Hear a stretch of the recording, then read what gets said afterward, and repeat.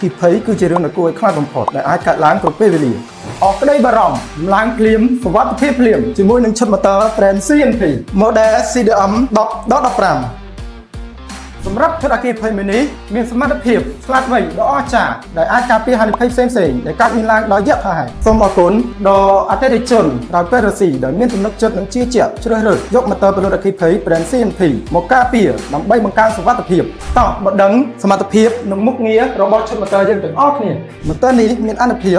7.5 គីឡូវ៉ាត់ស្មើនឹងកម្លាំង10សេនប្រើប្រាស់តង់សុង 380 វ៉ុលភ្លើង 3-phase មានសមត្ថភាពផលិតទឹកបានរហូតដល់15ម៉ែត្រគីក្នុង1ម៉ោងកម្ពស់ទឹករុញបានរហូតដល់106ម៉ែត្រមានទំហំមុខកាត់ម៉ូទ័រចេញចូល DN5 60 មីលីម៉ែត្រនិងមានទំហំទយោលឈុត Marifo DN8 90 មីលីម៉ែត្រតោះមកដឹងពីមុខងាររបស់ម៉ូទ័រទាំងអស់គ្នាទី1ដំណើរការដោយស្វ័យប្រវត្តិ2ដំណើរការជួយគ្នាតាមសម្ពាធទឹក3ធ្វើការបានរហ័សទាន់ពេលវេលាកម្លាំងខ្លាំងឈុតម៉ូទ័រនេះមានប្រព័ន្ធការពារដូចជា Protection, Resistor, Water Protection និងមានចំណុចពិសេសផ្សេងៗទៀតអាចដំឡើងបានដូចជាសន្តាគារក្រុមហ៊ុនរោងចក្រមន្ទីរពេទ្យខុនដូសាលារៀននិងទីកន្លែងផ្សេងៗទៀតជាផលិតផលស្តង់ដារទទួលស្គាល់ដោយអន្តរជាតិនិងមានការផ្ដល់ជូនធានា1ឆ្នាំទៅលើការជួសជុលផងដែរប្រសិនបើអតិថិជនមានចម្ងល់ឬចង់ដឹងអំពីព័ត៌មានលម្អិតអាចឆាតចូល Page ផ្លូវការឬធ្វើការទំនាក់ទំនងតាមលេខទូរស័ព្ទខាងក្រោមសូមអរគុណ